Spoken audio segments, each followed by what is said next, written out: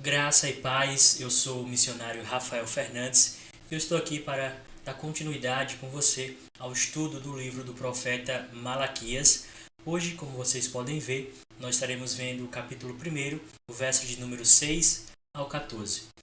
Nós já gravamos dois vídeos, um introdutório do livro de Malaquias e o outro, os 5 primeiros versículos do primeiro capítulo. Então, vamos lá. Já aí no nosso artigo de capa, nós temos a seguinte frase: a impureza da liderança gera crentes falhos. E essa é uma verdade que nós vamos ver, principalmente no estudo de hoje. Vamos ver a falha, como as falhas da liderança podem interferir na nossa adoração, podem nos fazer adorar, digamos assim, uma falsa adoração, uma adoração que de fato não agrada a Deus.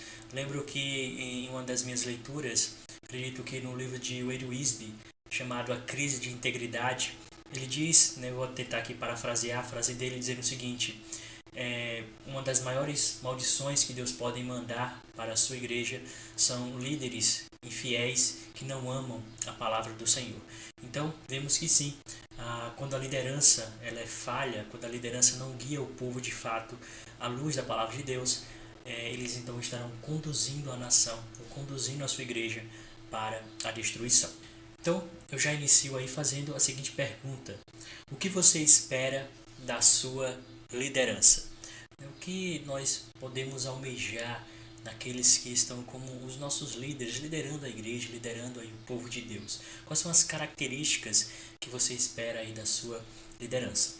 Vale lembrar que no Antigo Testamento, os sacerdotes eram os guardiões da lei. Então, eles eram responsáveis não apenas por estudar a palavra de Deus, conhecer a palavra de Deus, conhecer as leis, os princípios, os mandamentos de Deus, mas eles tinham também a responsabilidade de transmitir essa lei à nação, transmitir essa lei às pessoas. E muitas vezes eles falhavam nisso, muitas vezes eles se desviavam do próprio caminho do Senhor, das próprias leis que eles deveriam ensinar, instruir ali a nação. E era por isso que muitas vezes Deus levantava um profeta justamente para reconduzir o povo aos caminhos do Senhor, e também muitas vezes falar diretamente com os sacerdotes. E é justamente o que vai acontecer no livro de Malaquias, especificamente nesses versículos que nós vamos ver hoje. Malaquias ele dirige a sua mensagem diretamente para os sacerdotes. E surge então uma nova pergunta: como os sacerdotes deveriam viver? Os sacerdotes eles tinham alguns princípios também que eles deveriam viver, eles deveriam ser exemplo para a nação, para que ao cumprirem a palavra de Deus, em obediência, darem obediência, em temor a Deus, transmitisse essa fé, transmitisse essa verdade, transmitisse essa honra de servir a Deus para as outras demais tribos, e também toda a nação. Então, eles tinham um modo como eles deveriam viver. Os sacerdotes, desse jeito então que eles estavam vivendo, estavam desonrando o nome do Senhor. Vale sempre lembrar que era um privilégio servir a Deus, mas há uma maneira de servir a Deus, uma maneira da qual ele não abre mão, uma maneira que o mundo hoje tem buscado adorar os seus deuses. Vale lembrar que o próprio homem ele constrói seu Deus no seu coração e ele quer adorar esse Deus, mas o Deus único e verdadeiro tem uma maneira de ser adorado, e é desse jeito que ele então quer ser adorado. E quando nós tentamos criar formas de adorar a Deus, nós não estamos honrando e glorificando o seu nome. Então, nesta sessão, nós vamos ver que a expressão, ou a palavra, o meu nome, aparece aí 8 vezes. É obviamente uma referência ao caráter e à reputação de Deus. Então, os sacerdotes que deveriam glorificar o nome de Deus estavam envergonhando o nome de Deus diante do povo. Então, a liderança de nossos dias carrega uma grande responsabilidade em suas mãos, porque se a liderança de fato não glorifica, não exalta o nome de Deus, não conhece a palavra de Deus, então ele está desonrando também o nome de Deus. Embora muitos hoje aí tenham os títulos de pastores e até outros títulos para tentar aí dignificar ainda mais o seu ministério, muitas vezes eles não glorificam e exaltam o nome do Senhor. Então vamos para os versículos propriamente dito. No verso de número 6, você faz a leitura, eu vou trazer aqui apenas algumas partes do versículo e o comentário. Ele traz a expressão: o filho honra o pai. E aqui, como eu disse, é uma palavra direta, para os sacerdotes. Malaquias está ali falando com a liderança, aqueles que deveriam de fato honrar o nome de Deus. E ele então diz isso, né? Ele traz essa história, essa palavra, dizendo o seguinte: o filho honra o pai. Os sacerdotes, eles deveriam, né, ser filhos de Deus, e no entanto eles não estavam honrando o pai. Muitas vezes nós oramos, né, dizemos né, como a oração do Pai Nosso: Pai Nosso, nós chamamos Deus de Pai, mas não honramos a Deus como Pai. Embora, né, vale sempre lembrar, por exemplo, um dos princípios, né, lá do mandamento é justamente esse, que o filho deve honrar o seu pai e a sua mãe. E eles chamavam Deus de pai, mas não viviam como filhos obedientes, filhos que estavam ali andando em temor diante do seu Deus e também do seu pai. Mas eles foram, né, chamados para serem servos de Deus. Porém, não mostravam também respeito algum pelo seu Senhor. Então, eles chamavam Deus de Pai e não honravam a Ele como Pai. Eles chamavam Deus de Senhor, mas não honravam como servos obedientes e amorosos desse Senhor. Então, quando Malaquias os confrontou, os sacerdotes perguntaram com arrogância, né? Em que desprezamos nós o teu nome? Então, o profeta vai responder, né? Eles perguntam, né? Em que desprezamos o teu nome? Vemos que eles agem com arrogância e também não assumem o pecado, né? É uma característica muito comum do homem sempre tentar esquivar-se da palavra de Deus e agir com arrogância, né? Não admitir o seu erro, não admitir o seu pecado. Embora, né, hoje as pessoas também não admitem seus pecados, elas não querem admitir. Elas tentam qualquer coisa menos admitir que estão erradas, que estão em pecado. E Malaquias então vai responder, né, qual era o pecado que eles estavam ali cometendo. No verso 7 ele então diz: ofereceis sobre o meu altar. O que eles estavam ali oferecendo ao Senhor? Nós sabemos que havia as prescrições da lei, ou seja, Deus havia descrito o que ele queria que fosse sacrificado, né? E mesmo assim eles estavam sacrificando, mas não da forma que Deus havia ordenado. Então, a palavra pão vai aparecer também nesse versículo, e ela significa alimento e refere-se aos sacrifícios determinados pela lei de Moisés. Se você quiser saber quais são esses alimentos, né, como era a forma desse sacrifício, você pode ler ali o livro de Levítico, os seus primeiros 7 capítulos, né, do capítulo 1 ao capítulo 7, você vai ter ali a ideia, né, a prescrição da lei do Senhor em relação de como deveriam ser esses sacrifícios. E eram ofertas de animais que deveriam ser perfeitos, e qualquer coisa que tivesse alguma imperfeição e fosse colocada sobre o altar de Deus era então inaceitável, né? Deus não aceitava aquilo, então era inútil. Então levaram um animal, né, que não preenchesse ali as determinações que Deus havia estabelecido. Então eles sabiam disso, e mesmo assim eles continuaram realizando aqueles atos, aqueles sacrifícios. E é bem parecido com a igreja de hoje, né? A igreja, ela conhece muitas vezes a palavra de Deus, ela sabe como deve adorar a Deus, ela sabe as prescrições que estão na palavra de Deus, de como Deus deseja ser adorado, de como Deus deseja ser cultuado, louvado, e mesmo assim nós colocamos novidades, colocamos outras coisas que não agradam a Deus, que não serve de nada para Deus. Então temos que fazer essa separação, né, do que de fato agrada a Deus. Se nossa adoração tem agradado a quem deve ser agradado, que é a Deus. Nós muitas vezes fazemos um culto para o homem e não para Deus. Então vamos lá. O verso de número 8. Não, melhor, ainda sobre o verso 7. Por qual motivo os sacrifícios deveriam então ser perfeitos? Vale essa pergunta, né? Por que Deus queria um animal perfeito? Então devemos lembrar, né, que esses sacrifícios eles apontavam para o Cordeiro de Deus, que um dia morreria pelos pecados do mundo, como está registrado lá em João capítulo 1, verso de número 29, e também lá em Hebreus capítulo 10, versos 1 a 14. E se fossem imperfeitos, como poderiam então tipificar o sacrifício perfeito de Deus, né, do Filho de Deus? Então havia essa exigência porque todo o sistema sacrificial apontava para Cristo. Então Deus deu o seu melhor, o Filho dele veio e morreu por nós. Então esse animal perfeito apontava para o homem perfeito, para o varão perfeito e aprovado diante de Deus, que era aquele que morreria pelos nossos pecados. Então, é por isso que hoje nós não mais, a igreja, eu digo nós, falando da igreja, não sacrificamos animais, em um altar, porque o sacrifício já foi realizado. Cristo já cumpriu aquilo, todo aquele sistema sacrificial foi abolido, acabou em Cristo Jesus. Desde o momento em que João Batista vê Jesus, o texto que está sendo apontado aí, é assim: olha, eis o Cordeiro de Deus que tira o pecado do mundo, uma clara referência à lei do Senhor. E Cristo ali então era esse sacrifício perfeito, aquele sacrifício, por exemplo, que acontece também, um prenúncio desse sacrifício na entrega, de Abraão, quando Abraão ele vai entregar ali seu filho Isaque para ser sacrificado.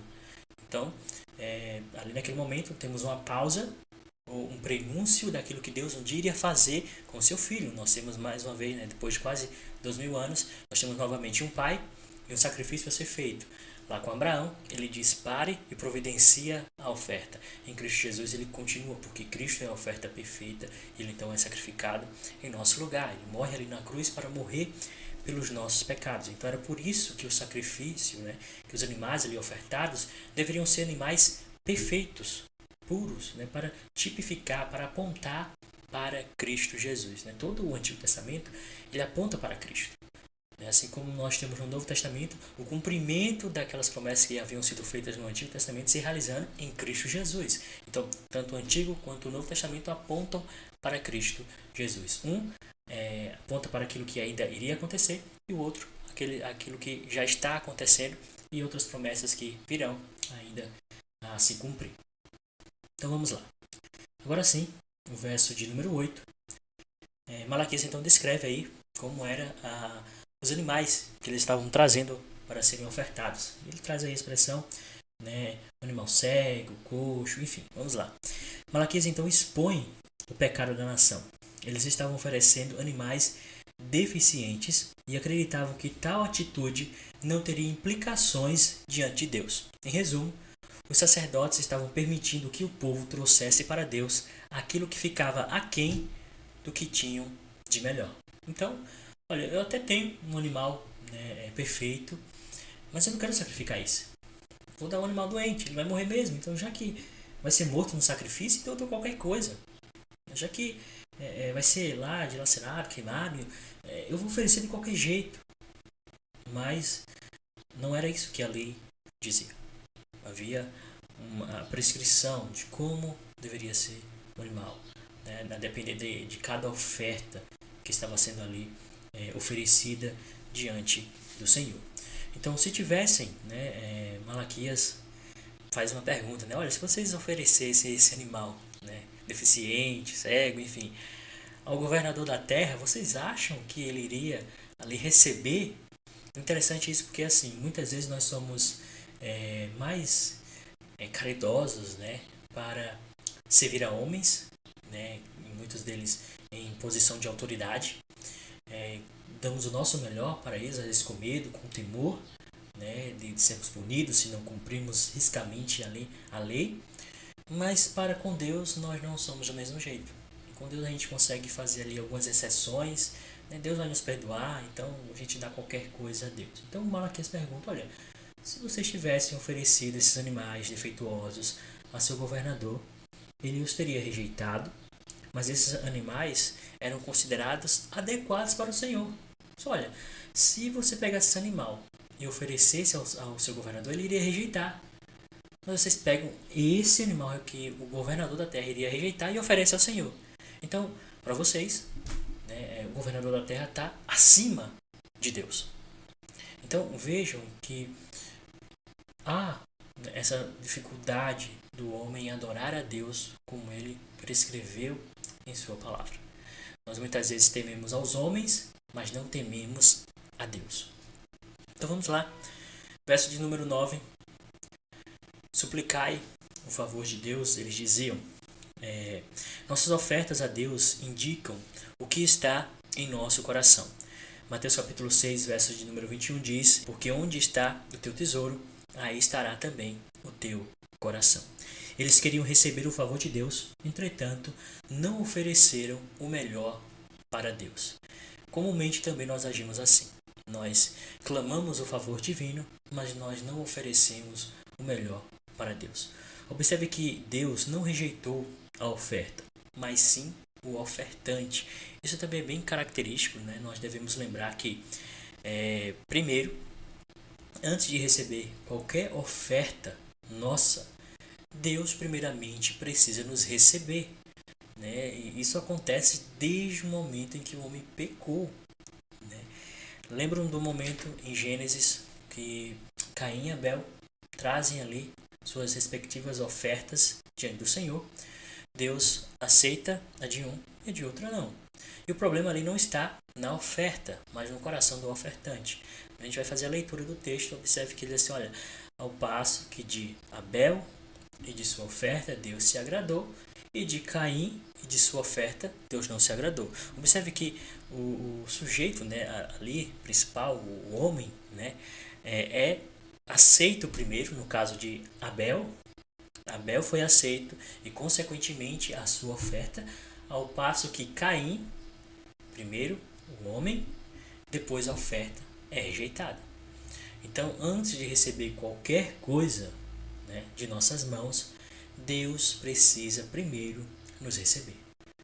Né? Muitas vezes nós, humanamente falando, né, as nossas ofertas, né, precedem, né, a nossa reputação. Primeiro você é reconhecido por aquilo que você ofereceu.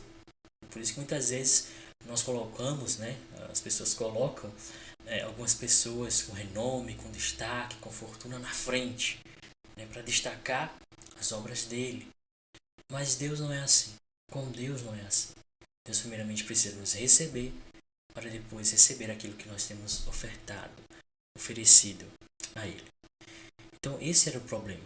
Então como Deus poderia responder à súplica do povo se eles não obedeciam às prescrições da lei? Então eles ofertavam e diziam assim, olha, já que nós ofertamos, Deus então agora tem a obrigação de nos abençoar. E é isso que também muitas igrejas fazem hoje, né? Elas fazem meio que essa barganha com Deus. Já que eu ofereci algo, Deus tem que me dar algo em troca. E geralmente esse algo em troca tem que vir aí multiplicado por 2, 3 ou até 10 vezes mais. Então temos que ter cuidado com esse tipo de abordagem que muitas vezes acontece dentro de igrejas. Mas vamos lá. Verso de número 10. Malaquias recomenda, né, que era melhor eles fecharem as portas do que continuarem ali cultuando, né, ou dizendo que estavam cultuando, adorando a Deus. Malaquias disse a esses sacerdotes desobedientes que seria melhor fecharem as portas do templo e interromperem essa hipocrisia a qual eles estavam vivendo. Então é preferível não ter religião alguma do que ter uma religião que não dá a Deus o que há de melhor. Então devemos oferecer a Deus de fato aquilo que há de melhor. E esse melhor é justamente Ele que tem nos abençoado, que tem derramado sobre nossas vidas.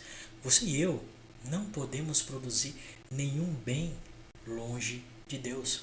E toda a riqueza que possa, né, ser construída através do esforço do nosso braço é inútil, nulo para Deus, porque antes de receber qualquer coisa que nós, como eu falei anteriormente, qualquer coisa que a gente possa oferecer a Deus, primeiro Deus precisa nos receber, né, como filhos amados.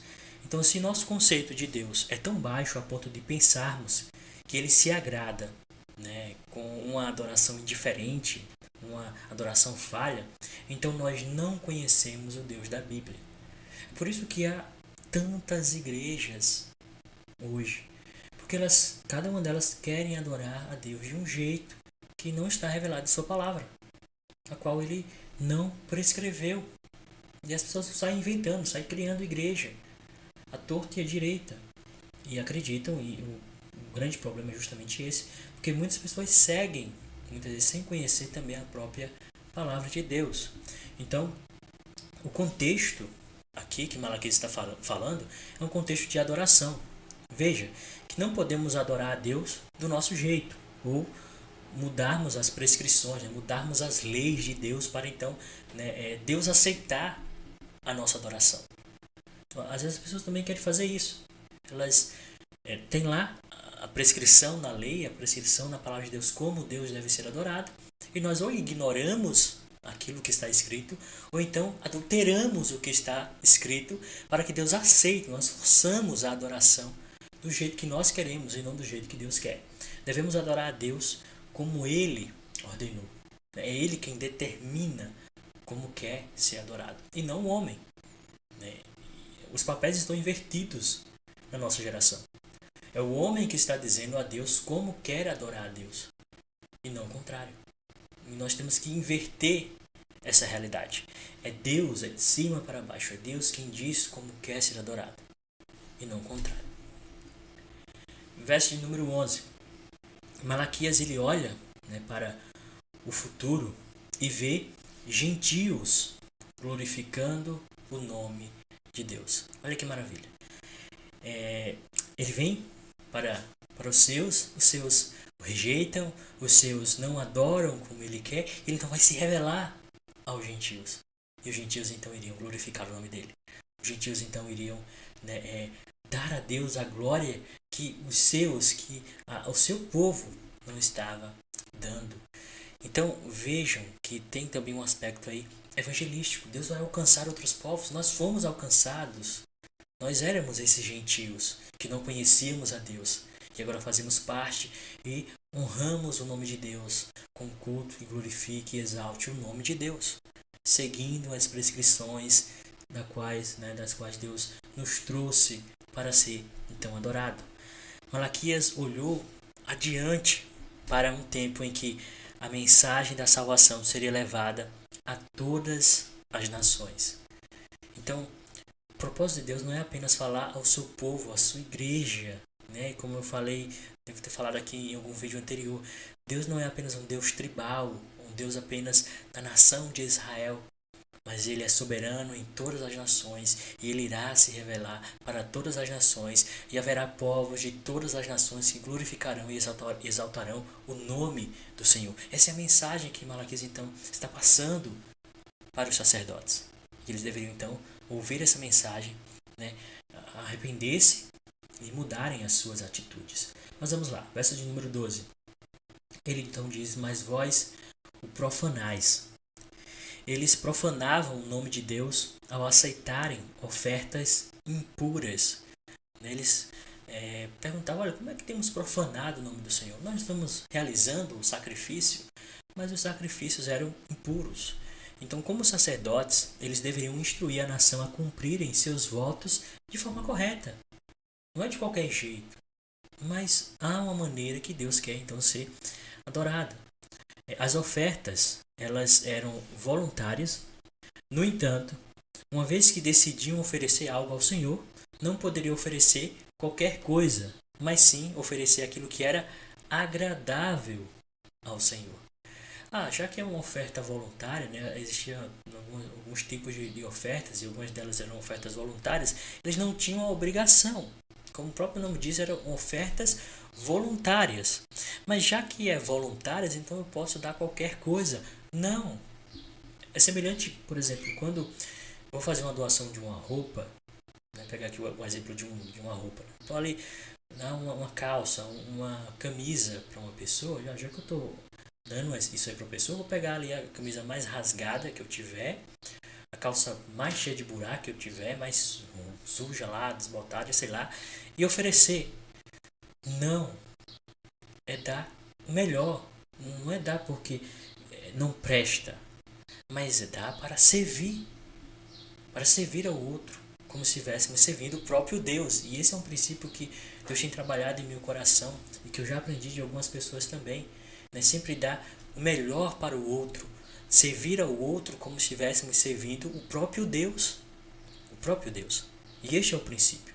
Mas são ofertas voluntárias, eu dou o que eu quiser dar. Não. É dar aquilo que de fato agrada ao Senhor. Não pode ser qualquer coisa. Assim, eles estavam tornando a mesa do Senhor desprezível. Não agradava a Deus. Não prestava para o devido fim. Mas vamos lá. Verso 13 e 14. Porque os sacerdotes desobedeciam a sua própria lei, eles poluíam o altar do Senhor e também encorajavam o povo a adorar a Deus de maneira desprezível. Então, essa era a atitude. Com a falta de reverência, com a falta de temor que os sacerdotes estavam agindo, eles estavam conduzindo o povo a adorar a Deus de uma forma desprezível, de uma forma que não agradava a Deus. E era assim que eles estavam vivendo. Era uma forma descuidada. Um dos motivos era o fato deles mesmos, né, não estarem dando a Deus o que tinham de melhor. Então, como é que eles poderiam exigir o melhor do povo se nem eles estavam ali, né, oferecendo o melhor para Deus? Então, a gente não pode exigir do outro, né, aquilo que a gente não faz, aquilo que não é essencial na nossa vida e que a gente não pratica aquilo com verdade. Às vezes a gente pratica algo não porque a gente teme, que a gente conhece a Deus, mas sim porque a gente, né, simplesmente quer fazer de qualquer forma.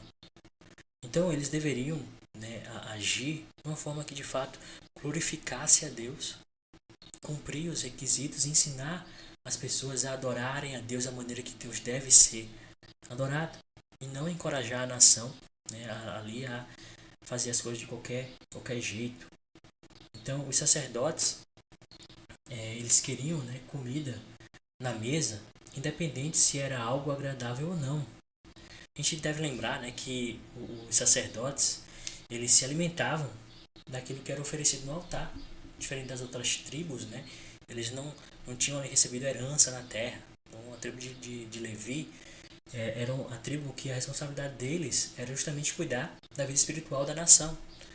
Então, a parte dos dízimos que chegavam, das ofertas, né, era transformado, né, uma palavra talvez fique mais fácil de entender, em bônus, benefícios também para os sacerdotes. Era dali que muitas vezes tiravam também o seu sustento. Então, com medo de que faltasse a comida na mesa, eles estavam aceitando qualquer coisa. Qualquer coisa. Eles não estavam ali seguindo as prescrições da lei do Senhor. Então eles, sacerdotes, queriam estar certos de que teriam comida em sua mesa. Então, não importa se o animal está cego, né, tá manco, tá com algum defeito, não. A gente quer apenas que, né, tire a parte que pertence a Deus, a gente tira a nossa parte. E muitos também têm feito isso hoje. Não estão preocupados se a igreja está de fato adorando a Deus. Eles querem apenas tirar a parte deles. Eles querem apenas tirar os recursos. E esquecem de conduzir a igreja de fato à adoração a Deus. Né? Havia outros problemas ali que eles estavam enfrentando. Né? A economia não andava bem. Os impostos que eles pagavam eram altos. E o dinheiro estava escasso. Apenas os israelitas mais devotos, mais fiéis, né, levavam animais perfeitos para o Senhor. Mas a grande parte da nação já havia abandonado a lei. E como os próprios sacerdotes não estavam ali em cima cobrando o cumprimento da lei, por temor, por obediência, né, então entregavam de qualquer forma. Desse modo, os sacerdotes contentavam-se com algo aquém do melhor, e incentivavam também o povo a trazer o que tivessem disponível. Um animal doente morreria de qualquer forma, e os coxos não serviam para nada mesmo, então o povo podia muito bem levá-los para o Senhor. Então essa era a mentalidade. Entrega de qualquer forma, entrega qualquer coisa ao Senhor. Essa frase, ela escreve também um pouco do pensamento deles. Né? Não são as circunstâncias que determinam como devemos adorar a Deus. Olha, já que nós estamos vivendo em um período difícil, o juros está lá em cima, as coisas estão difíceis, então vamos entregar qualquer coisa a Deus, não vamos ser fiéis a Deus. Quando as coisas melhorarem, aí sim a gente volta a ser fiel a Deus. É essa mentalidade que nós temos hoje. É essa mentalidade. Muitas pessoas, as circunstâncias é que vão dizer como ela vai adorar ou não a Deus. Ela vai medir a sua adoração mediante as circunstâncias. Olha, se está bom, se está favorável, eu vou adorar a Deus como Ele merece ser adorado. Se não está, então eu vou ali fazer uma meia boca. Né? Eu vou adorar a Deus, mas não da forma que Ele quer. Nem vamos oferecer a Deus o que Ele de fato merece. Essa era a mentalidade. E também tem sido a mentalidade em nossos dias. Na verdade, devemos obedecer ao Senhor e cumprir os seus requisitos. A gente deve sempre lembrar deste princípio. Eu tenho que obedecer a Deus por quem Ele é. Não somente porque Ele prescreveu uma lei, mas por quem Ele é.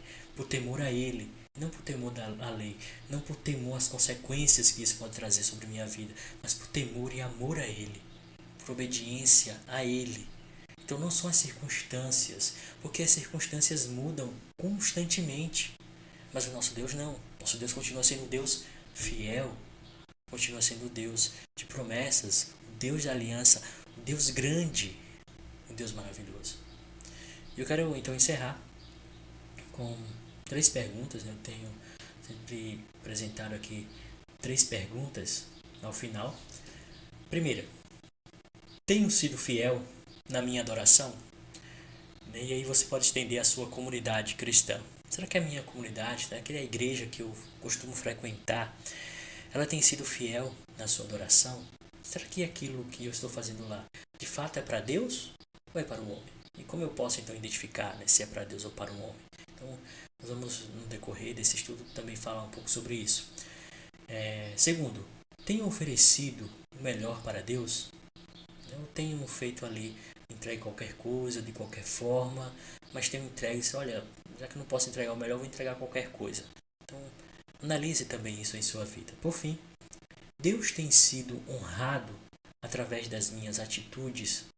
Vale sempre lembrar, né, que nós não queremos o aplauso dos homens, nem a aprovação dos homens. Né? Nós queremos glorificar e exaltar a Deus com a nossa vida, com a vida, né, que Ele nos deu, com as bênçãos que Ele tem derramado sobre nossas vidas. Então, tenho honrado a Deus, né, através das minhas atitudes. Né? E Deus tem sido ali, de fato, glorificado através das ações que Ele mesmo tem feito em minha vida. Então, pense isso em sua vida. Nós ficamos por aqui. Até o nosso próximo encontro. Que Deus te abençoe. Não se esqueça de se inscrever e também compartilhar esse vídeo para que mais pessoas possam ouvir essa mensagem. Que Deus te abençoe.